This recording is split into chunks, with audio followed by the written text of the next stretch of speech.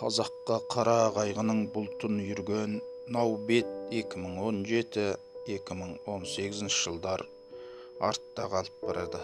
2018-дің аяқтап 2019-дің өл арасында тұрмыз. Артымыздағы 2 жыл қазақтың көкірегін қарс айырған нәубетке толы 2 жыл болды.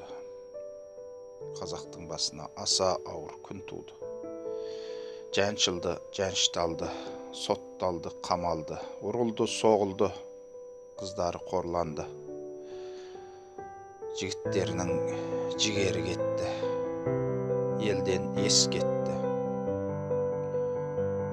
Осы бір күндер және де жылжып өтіп жатыр. Қалай өткізіп жатырмыз? Ұлтым деген бір топ азамат ұрандап, қазақтың қалай қорланғандығын, зорланғандығын ең болмаса жеткізейікші. Елбасымызға жеткізейік, билігімізге жеткізейік. Халықаралық адам құқықтарын қорғау ұйымдарына жеткізейік, демократиялы елдерге жеткізейік деп алашақпын болып жүр.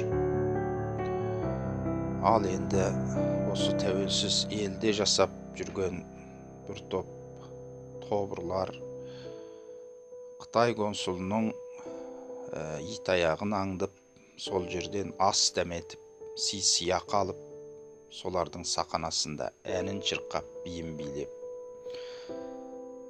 соларменен бірге жүр. Бұл не деген сұмдық, бұл не деген масқара. Біз не деген сатқыны көп халық едік. Әрқашан сатып кетуге дайын тұрамыз.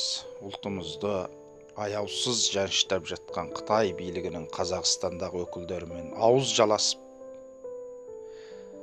солардың тастаған сүйегін кеміріп күн кешу адам атына лайық па? Біз осындай адамдарды бірінде біреуін қалтырмай анықтап, жазалай алмасақ та тарихқа шегелеп отырып, тасқа жазылған таңбадай етіп қалтырып кетуге міндеттіміз. Біз жазаламасақ, келесі ұрпақ жазалайтын шығар, Тәңір жазалайтын шығар. Тәңір бәрін көруші, білуші. Біз бірақ бүкіл елге жариялау, ұрпақтың санасына сіңіріп кету, келесі ұрпақ осындай сатқындықтан, азғындықтан, тобырлықтан сақтану үшін керек әрине. Айналайын қазағым, елім деген ерлердің етегінен тартпаңдар. Бұл жолда жүрген азаматтарды қолдаңдар. Екіншісі, Қытай саған мәңгілік тамақ болмайды.